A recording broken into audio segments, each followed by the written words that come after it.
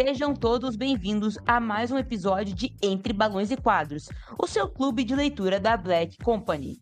Como vocês já sabem, toda semana trazemos debates sobre mangás, manhwa, quadrinho e manhua. Os episódios de Entre Balões e Quadros estão disponíveis todos os domingos ao meio-dia no Spotify e no YouTube. E não se esquece de seguir a gente nas redes sociais para dar aquela ajudinha no engajamento. Eu sou Vitória Melek e quem está comigo aqui hoje é o Léo. Opa, tudo bem? Bom dia, boa tarde, boa noite. Quem fala com você é o Léo e hoje a loucura vai tomar conta disso aqui. E também o K. Boa noite, meus caros. Bom dia, boa madrugada. Sejam muito bem-vindos novamente, de novo outra vez. Então, no programa de hoje, vamos explorar o mangá Go-Go Monster, de Taiyo Matsumoto. Uma obra intrigante, tocante e cheia de simbolismos que trata das fronteiras entre a realidade e a fantasia infantil. Esse mangá é publicado aqui no Brasil pela nossa parceira Adevir. Então vou explicar um pouquinho. Go-Go Monster é uma leitura repleta e que explora temas profundos como solidão, bullying e a difícil transição da infância para a adolescência, trazendo alguns personagens cativantes e uma arte, vou dizer, um pouco peculiar. Então vamos mergulhar um pouco na aventura de Go-Go Monster.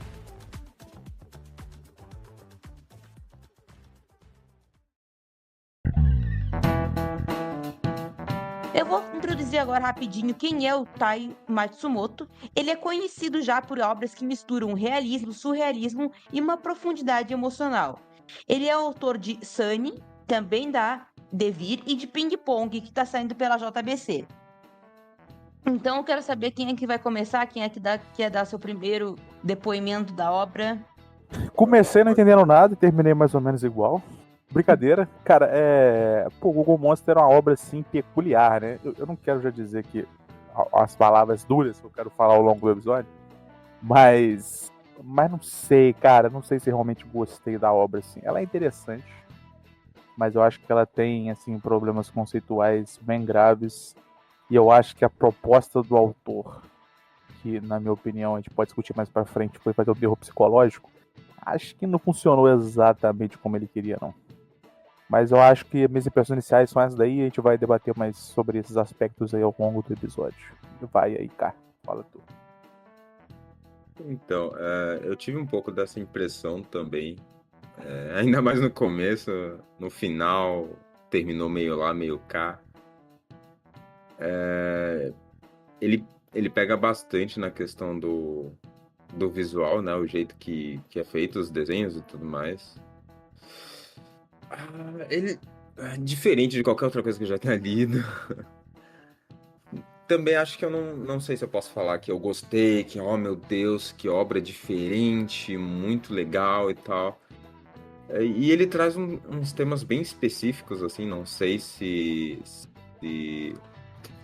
costumam ser das obras do autor, assim, né? Ser bem focado em tema X ou Y. Mas é isso, diferente. Não foi... Não é algo que eu possa dizer que eu gostei realmente, mas diferente. Então, eu vou por esse lado de vocês, que a sensação que eu tenho lendo é que ela sempre te promete que vai te entregar alguma coisa, que vai ter uma grande acontecimento, só que nunca chega esse grande acontecimento, daí a história acaba. Porque ela parece uma coisa, assim, onde habitam os monstros, assim, que tu tem aquele ambiente onde tem a fantasia. Só que onde habitam os monstros é bom. Esse aí fica meio capenga, assim, porque parece que vai ter uma coisa mais psicológica, que vai ter alguma... Vai mudar a história, vai ter um... Mas não, fica naquilo, daí do nada a professora vira um coelho. E aí, os personagens também, eu acho eles meio capenga, faltam desenvolvimento. E eu acho que a minha crítica mais é isso, que a história, a sensação que eu tenho com o visual da obra e com o que tu começa lendo é que vai chegar um momento que vai ter um grande plot twist e esse plot twist nunca chega. É porque eu acho que essa ideia do plot twist, ele meio que já veio cantado desde o começo, né? A gente, tipo assim, ela em nenhum momento surpreende. Ela vai te Verdade. guiando e te mostrando pra onde que ela tá indo, e ela vai pra aquele caminho mesmo, sabe? Porque, tipo assim, o plot twist, a ideia é literalmente, é o turbilhão de plot, né? O turbilhão da história. Então, não tem o turbilhão, não muda a direção em momento nenhum. Ela tá indo por aquele caminho, continua pelo caminho, segue até o final do caminho, e tem uma resolução até meio aquém, na minha opinião. Então, assim, de surpresa, a obra literalmente não bebe dessa fonte, não. Eu também não, sabe, não, eu concordo muito com vocês, principalmente com o que a Vitória trouxe, porque realmente, você olha ali à primeira vista, você percebe um traço bem peculiar, inclusive, né, do autor. Na pesquisa que eu dei uma olhada aqui, das outras obras que ele tem, parece que é realmente o traço dele, sabe? Ele pelo menos carrega um pouco desse traço em cada obra que ele tem e tal. Mas, sei lá, ao longo do mangá parece que vai acontecer alguma coisa. Não sei, parece que vai ter um acontecimento muito inesperado. Até o próprio personagem principal, né? Que ele vê os outros, os seres, e ele comentando com o amiguinho dele e tal. Ele mesmo, o próprio personagem traz essa questão, sabe? De vai acontecer. Uma hora vai acontecer, mas não sei. Não, é que também o mistério do quarto andar. Tu fica sempre naquilo, bah, vai chegar o momento que vai chegar o quarto andar e vai ter um grande reviravolta, Uhum. o Superstar, vai aparecer o tal do Superstar, sei lá. Mas não, na verdade, eu acho que o mangá se resume bem à fala do zelador, que ele acredita que o protagonista, na verdade, ele é uma criança que tá transitando pra adolescência, então tá abrindo mão dessa fantasia e aceitando a realidade. O que eu acho que é meio fraco, meio aquém, assim, eu acho que é uma explicação meio desleixada, digamos. Não, eu também acho que entrega muito pouco, porque ele cria uma atmosfera pra uma parada que, se ele quis discutir sobre a adolescência mesmo, o que eu acho que talvez não tenha sido exatamente isso, mas se ele quer discutir sobre isso, cara, eu acho que ele discutiu muito mal. Nossa, mas muito mal. Porque ele pega todo esse complexo de terror psicológico, com a construção de alguma coisa mais Aham. mitológica e mística, assim, e joga por água abaixo, né? Esse é o ponto, assim, assim, tem obras e obras, né? Tipo assim, obras podem deixar finais abertos para interpretações, tudo bem. Mas, tipo assim, eu acho que as interpretações têm que, pelo menos, seguir um caminho parecido, sabe? Tipo Uhum. assim, por exemplo, se o final, a conclusão de determinada parte, ela tem que dar a entender para você que aquilo foi concluído e que as coisas seguiram daquela forma ou se modificaram de alguma forma específica. Mas o Google Monster dá a impressão pra gente o tempo todo que qualquer coisa pode ter acontecido com qualquer coisa, sabe? Tipo assim, o Guaraná pode ter existido, não pode ter existido. Todos os sonhos ali que o Yuki teve pode ser verdade, não pode ser verdade. Todo personagem ali ele pode estar certo, pode estar errado. Cara, vai ficando uma coisa assim muito difícil de você definir o que é real, o que não é real. Essa ideia, por exemplo, de narrador confiável não se aplica aqui também, porque você vê o mundo sob as diferentes perspectivas, né? Quando, por exemplo, a professora está com a cabeça de cabeça para baixo, só ele vê aquilo. A frase no quadro, só ele vê aquilo. Então, tipo assim, você não vê o mundo através dos olhos do Yuki, mas você também não vê nenhum tipo de problema mental. Essa ideia de ser só criança e estar sonhando com tudo também, eu acho muito pouca para uma obra que tenta construir minimamente ali e progressivamente esse terror. Até porque esse terror também eu acho que ele é muito trabalhado. Eu não sei se vocês perceberam isso, ou pelo menos eu acho que eu percebi, acredito que seja mais ou menos isso. Ele trabalha ela bastante na arte, que ele vai indo Uhum. cadenciadamente colocando os quadros, né? Os quadros que ele vai fazendo. Geralmente ele gosta muito de focar em olho de personagem. E geralmente no olho, no brilho do olho, ele faz uma carinha. Ele faz uma carinha tipo rindo ou triste e tal, não sei o quê. Nas gotas de chuva tem as caras, né? Que ficou mais claro no final. Mas ao longo da história tem muito isso, de aparecer rosto na sombra, rosto não sei aonde. Então, cara, pra que se dá o trabalho de criar toda essa atmosfera de terror psicológico pra no final simplesmente fazer uma discussão sobre e sobre deixar de ser criança e deixar de imaginar um mundo Uhum. fictício. Não, e eu Assim, concordo nisso. E eu trago outro ponto. Aquele menininho que tem. Tá, o Yuki sofre bullying porque ele vê. Ele é meio infantil ainda, ele não amadureceu ao nível dos outros. Só que tem um pirralho que usa uma caixa na cabeça e todo mundo trata ele super bem. É o Ninguém acha Ki, né? estranho. Ninguém acha estranho. E, tipo, o esquisito é o menino que fica falando sozinho e sendo criança. E tem um fucking menino usando uma caixa na cabeça. E aí também ele é outro personagem que eu acho que junta isso muito que o Léo falou, que a gente pensa que vai ter alguma coisa e ter até uma tensão. Some o coelho branco, tá? E agora alguém matou esse coelho branco, vai ter algum. Ele vai dar uma enlouquecida? Não. Fica naquela. Tá, e esse personagem me intrigou porque eu não entendi o papel dele na história. Assim, ele é quase como se fosse um contraponto pra suposta loucura do Yuki, né? É o Ki, ele, né?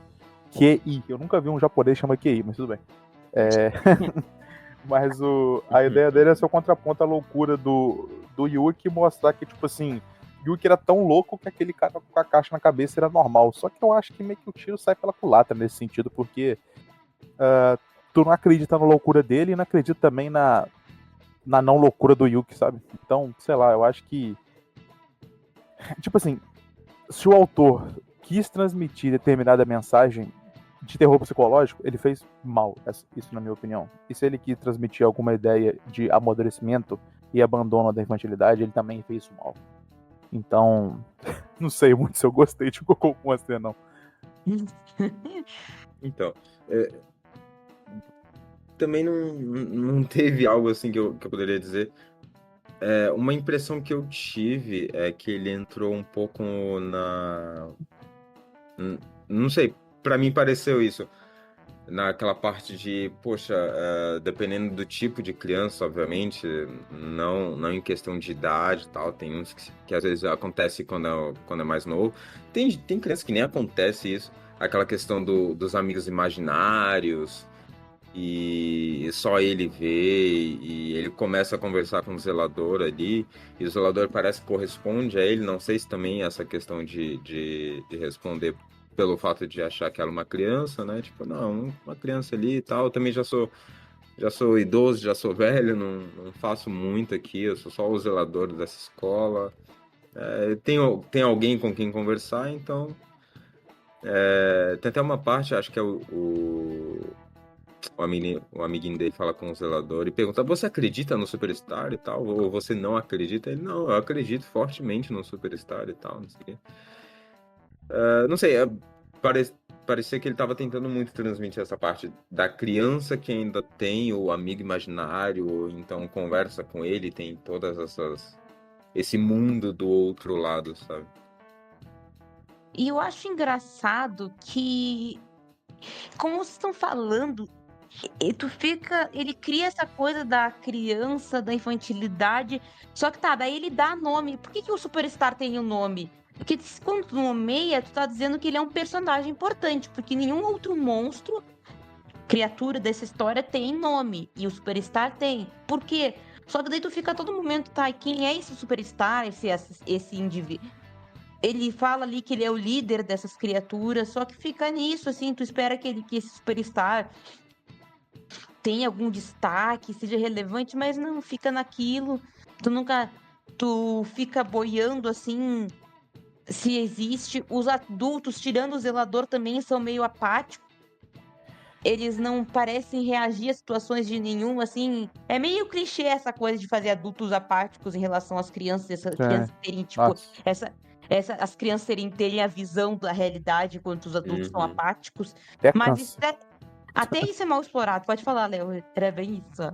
Não, eu tô falando que eu concordo contigo plenamente. Essa parte assim, além de ser clichê pra caraca, é tipo assim, dá no saco, né? Porque parece que qualquer adulto é um tipo de idiota ali que não sabe lidar com a situação, sabe? Eu acho que isso vai perdendo graça ao longo da parada, inclusive quando tem aquele personagem, aquela professora que é mais ranzinza, né?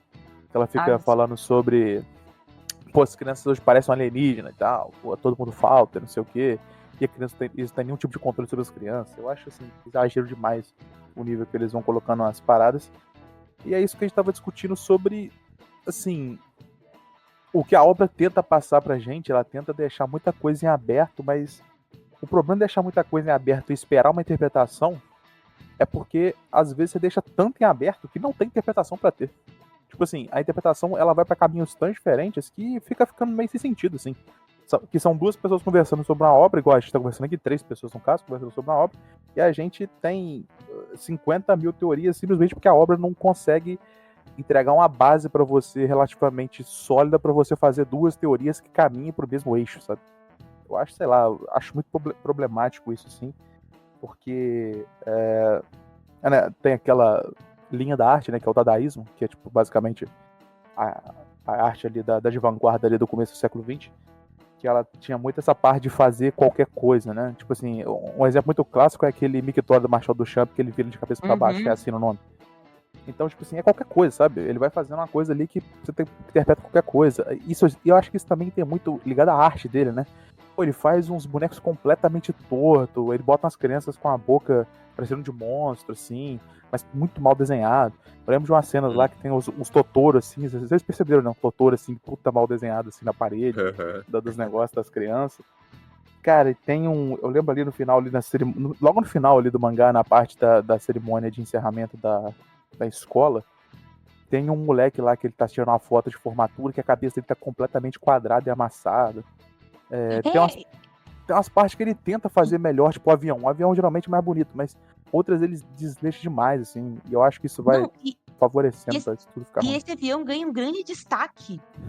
Tipo, sei lá, vai acontecer um acidente? Não, é só.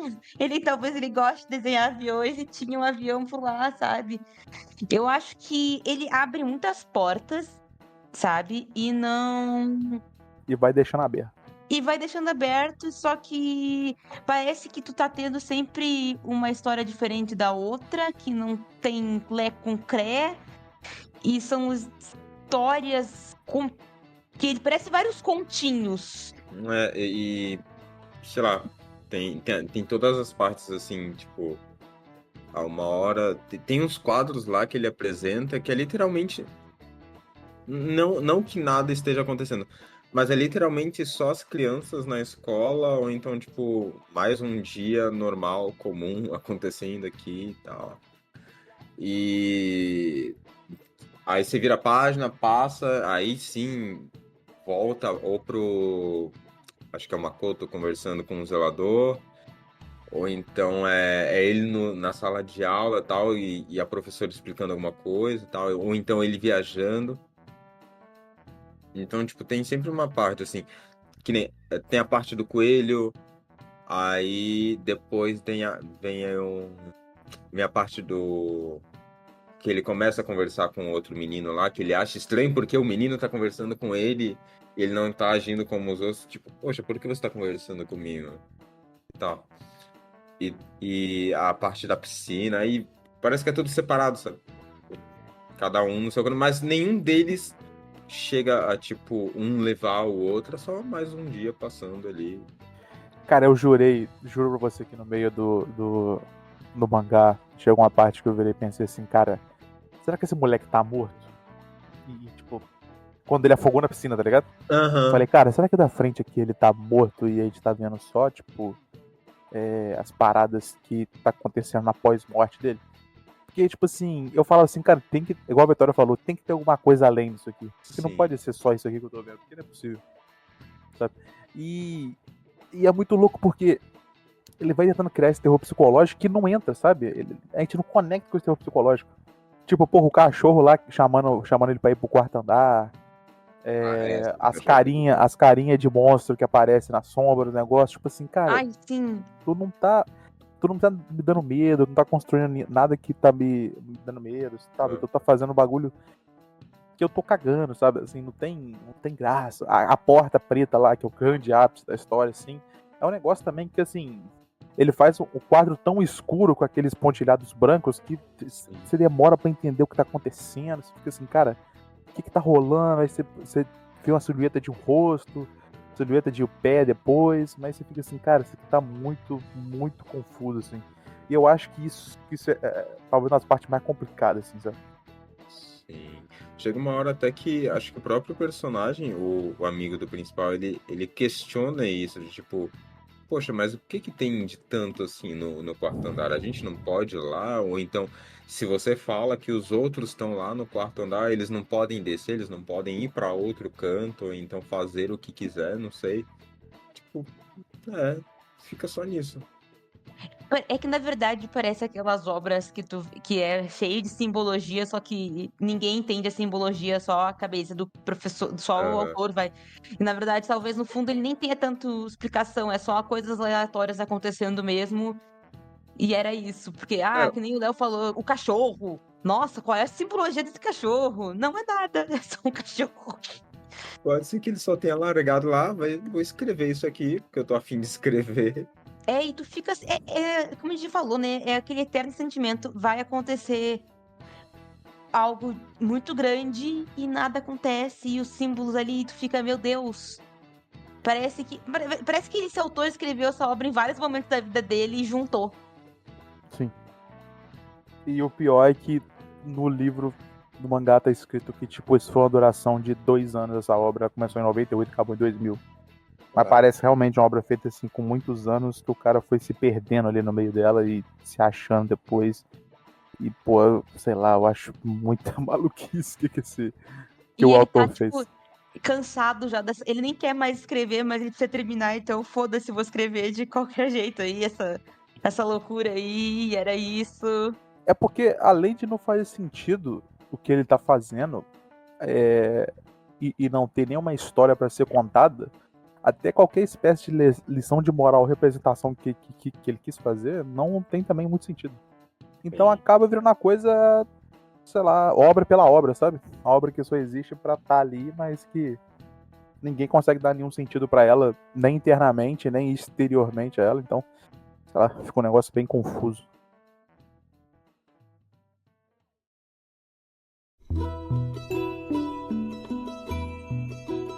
Alguém tem mais alguma coisa a acrescentar? Porque a gente, como eu tava falando hoje, que esse HQ ia ser difícil da gente falar, porque a Sim, gente, bem. a gente não sabia o que falar. Eu não sei, pareceu. Que nem o Léo falou, pareceu algo muito pessoal, sabe? Se tiver algum sentido, algum. Não sei, alguma ligação com algum tipo de coisa ou situação, talvez possa ser só do próprio autor mesmo. E é isso, acho que só ele vai entender, só ele vai saber. O contar a história é muito difícil, né? Tipo assim, é por isso que existe milhões de livros escritos e muitos poucos são famosos e bons de verdade. Sim, poucos que eu falo comparativamente, né? Sei lá, tem, sei lá, quantos milhões de livros escritos na história da humanidade. E se a gente botar uma lista de 1000 bons assim, você tá sendo generoso, talvez. Mas eu acho que o ponto é porque você tem que saber o tanto de informação certa pra dar muita informação. Você não pode dar muita informação, você também Sim. não pode dar Não, pouca informação. Você tem que não. entregá-la cadenciadamente, na forma certa, na proporção certa, esconder determinada parte, mostrar outras. E eu acho que aqui, e o plot ajuda muito isso, né? A construção da dramaturgia através do plot, ela ajuda bastante a você ter um modelo de uma história mais simplificada e que tenha um sentido completo, assim, de uma maneira mais simples, né? Obras que trabalham sem plot, geralmente ela se não for um autor muito bom, ele começa a embaralhar muito na história, assim, e vai se perdendo. Comparativamente com outros mangás, eu tava discutindo isso com um amigo meu há um tempo atrás, semanas passadas, eu acho. Um amigo meu que é muito fã de One Piece, eu tava falando sobre isso. Cara, é muito louco porque o One Piece ele não sustenta quase nada em plot, né? Todos os plots que tem no One Piece, eles são extremamente previsíveis até, sabe? Alguma coisa ali te surpreende e tal ali. Mas o One Piece não se baseia em plot, sabe? Ele baseia em construção de mundo, construção de personagem e tal. Uhum. Sim. E obviamente é muito mais difícil manter a obra coesa com isso, né?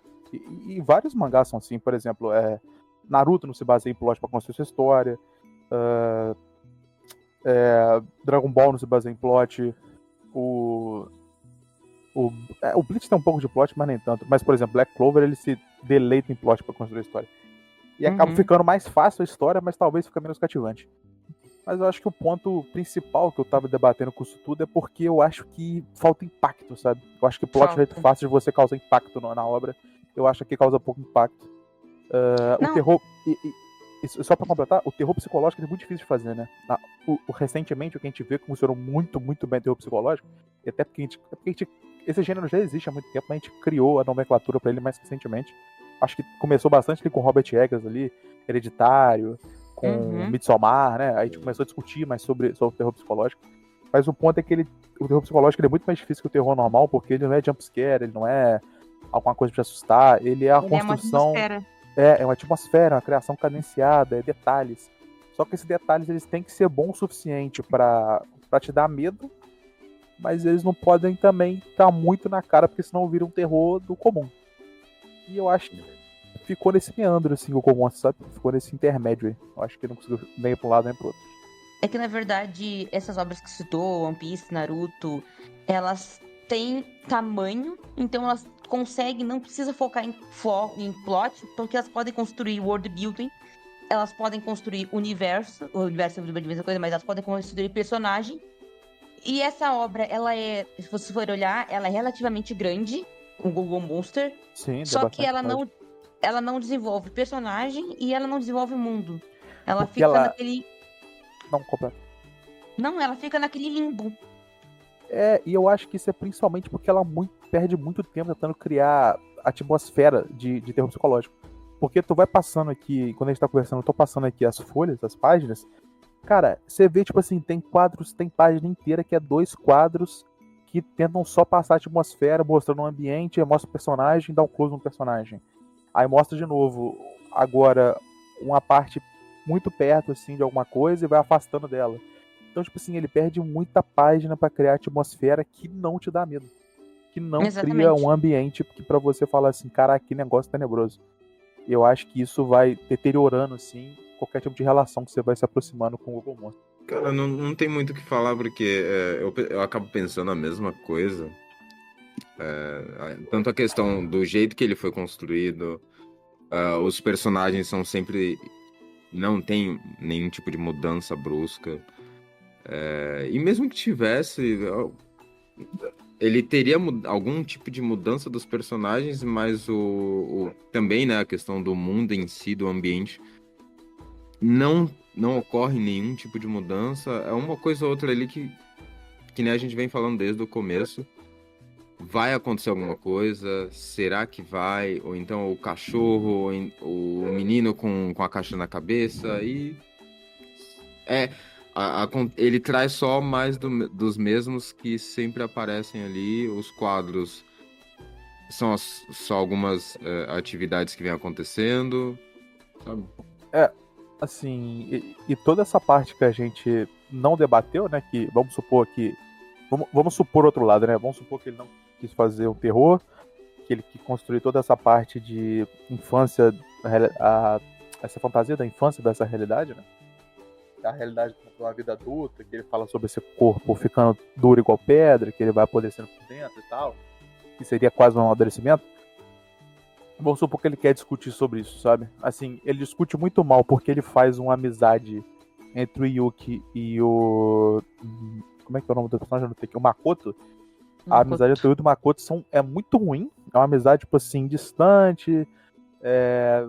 O Yuki sofre bullying, mas é um bullying, tipo assim, porque ninguém entende o Yuki, mas o Yuki também, ele tem esse amigo imaginário dele tá muito além do tipo, sei lá, do aceitável, do normal.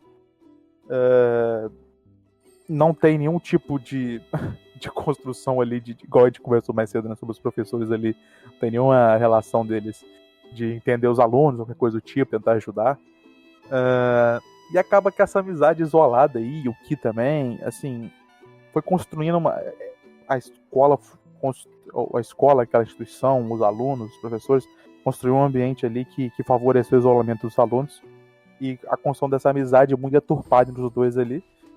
E toda essa parte de amigo imaginário, da fantasia versus a realidade, tipo assim, é uma discussão válida, eu acho. Acho que várias obras lidam com isso, com essa perda da fantasia conforme você vai envelhecendo.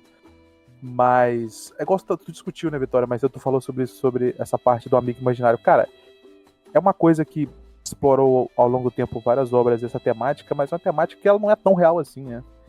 não é a maioria das crianças tem amigo imaginário, e nunca é um negócio nesse nível igual foi do Yuki. Então, tipo assim, claro, a ficção extrapola, óbvio que extrapola, mas, tipo assim, tem que ser dentro de uma realidade aceitável. E, pô, a gente já cansou de ver em obras de terror também sobre amigo imaginário ser um monstro, um demônio, um negócio assim e tal. E mesmo essa aqui explorou isso muito mal. Enfim, eu não sei, cara. Eu acho o Monster, talvez.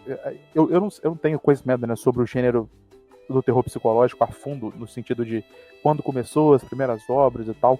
Mas considerando que o Go Monster foi lançado em 2000, talvez seja um começo ali, uma das primeiras obras da história do terror psicológico. Talvez, sei lá, tenha algum filme, algum livro lá na década de 80, uma coisa assim, eu não conheço. Mas acredito que Go Monster talvez tenha começado esse gênero, mas, assim, foi um começo bem mais ou menos, assim, bem ruim, sabe? Ou pelo menos bem aquém do que a gente tem de qualidade do terror psicológico hoje em dia, de criar atmosfera e tal. É que, na verdade, foi isso que tu falou. Essa coisa exagerada da criança ser meio abobada, ai, monstros imaginários, só que fica naquele limiar que fica meio bobo, assim, porque quando tu constrói amigo imaginário, geralmente em filmes, séries, obras que tem essa coisa meio que o amigo imaginário é do mal, tu consegue compreender, realmente a criança estava certa, existe um amigo imaginário e ele está fazendo mal. É uma assombração. Uhum. Ali não. Ali é só uma criança falando a bobagem lá de um superstar que nunca aparece, tu não cria empatia por ela porque tu não acredita que os monstros existam, sabe? Eu acho que esse que é o problema. As obras deveriam fazer, essas obras que querem fazer essa coisa meio psicológica, de pegar o monstro e ser real, mas tu não acredita nela, tu acha, ai, deu, sabe? Uhum. E igual tu falou, né? O Superstar, em nenhum momento ele deu a crer que era real, né? Em nenhum momento. Exato. Em nenhum momento. Tipo, sempre quando ele via pessoa desfigurada, que ele via coisas, que ele via a Rosa, professor ao contrário, o negócio que o professor escreve no quadro lá, que era o Superstar não quer mais ser seu amigo e tal, não sei o quê. É só ele que via o tempo todo, sabe? Ele é maluco. Exato. E o ponto é que, tipo assim. É igual eu falei, né? Não tem essa parte dele ser o narrador da história. Então, essa ideia do narrador não confiável não tem isso, sabe? Porque o resto das pessoas corroboram que ele tá ficando maluco. Porque os outros também não estão vendo o que ele tá vendo. Então acho que, tipo assim, vai piorando e vai deixando o Yuki um personagem bem mais ou menos, assim. E, obviamente, o personagem assim tinha que ter um cabelo de maluco, né? Igual ele tem. De old boy. Old boy. Uhum. Old Então, boy. todo caído assim, então. Não toma banho, o Yuki parece desleixado. E isso é muito louco, né? Porque, igual essa parte do avião, eu pensei assim, cara, será que ela quer dar algum contraponto do avião com a parte de liberdade, alguma coisa assim? Porque a gente nunca viu a casa do Yuki, né? Tipo assim, Não. só tem escola o tempo todo. Então, assim, uma hora eu pensei assim, cara, será que o Yuki ele mora na escola? Eu juro pra você que eu pensei assim, será que tem um dormitório aí e tal, não sei o quê. Porque, assim, não é possível só ter esse cenário o tempo todo e prende ele naquela prisão, né? Tanto que o Ki até fala aquela hora que ele tá num cativeiro e tal, né? Que esse mundo que ele corre é um cativeiro, e a escola acaba que vai ser um cativeiro também nesse sentido, porque, cara, ele fica o tempo todo lá dentro, preso naquele ambiente. E, sei lá, cara, eu acho que a obra não trabalhou muito bem esses aspectos, assim, não, de criar alguma coisa mais complexa, porque acaba que os quadros, eu acho que a pior coisa que tem é que você vê uma obra desse tamanho e você sente desperdício de página, sabe? Eu olho nas páginas assim, eu falo, cara, essa página não existisse, eu acho que não faria diferença nenhuma, sabe? Essa página podia não existir, que a obra continuaria tendo o mesmo sentido que ela tem. Eu acho isso muito ruim, assim. Acho que por hoje, a gente já tá dando voltas e voltas. Tá quase virando o próprio mangá, assim, de novo. As considerações finais de vocês, então, quem é que começar? Eu posso começar. Eu acho que o Yuki é muito maluco da cabeça. Eu acho que em 2000, quando a obra foi feita, não tinha nenhuma ideia de tratamento psicológico para criança. Graças a Deus, hoje tem. E eu acho que se... E outro ponto que eu quero dizer sobre, na minha opinião, pelo menos, achei a arte horrorosa. Todo respeito do mundo aí ao artista, mas eu achei muito feia. E eu acho que isso facilitou muito pra dar essa ideia de terror psicológico, porque eu olhava os personagens e falei, cara, esse personagem se ele é feio proposital pra me dar medo, né? Porque, mano, principalmente os de fundo, assim, sabe? Os personagens de fundo, assim, as crianças de fundo, nossa, era muito feio. E eu acho que essa arte também prejudicou deixar tudo muito, muito confuso. E eu acho que foi piorando o esquema todo, mas é isso. Gogo Monster é uma obra muito mais ou menos, que eu acho que eu não gostei muito. Mas leia também, odeie Gogo Monster igual eu odeio. Ou goste. Eu gosto, né? Também. Vai que você é maluco. Cá, então, pra encerrar. Eu acho que creio que vale a pena tirar essa curiosidade, não sei, né? Se a pessoa querer se arriscar nesse diferencial aí. Vai que ela quer, né? Vai que ela quer, ou até se correr o risco de gostar ou não. Vai que ela seja sadomasoquista e gosta de sofrer. Às vezes é perigoso gostar, não. né? Com certeza. É perigoso gostar de algo. A gente não.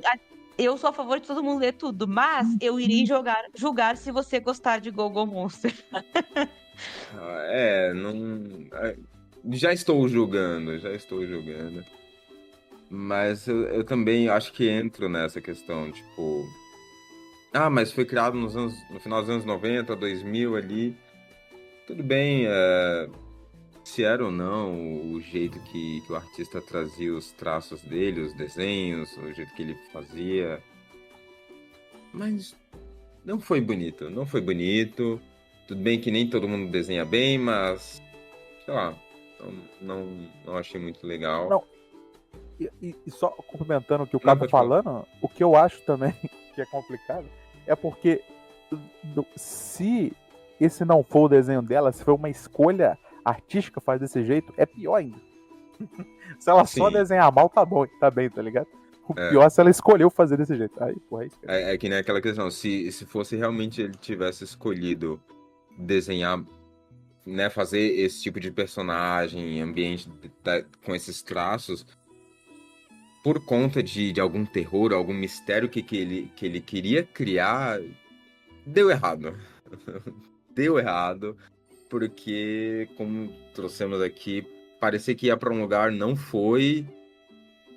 Tinha alguns elementos para ir, e ele simplesmente falou, não vou fazer isso, vai ser só o que tá passando aqui, é isso aí. Li, ok, mas não gostei. Eu diria que ele é bem mediano.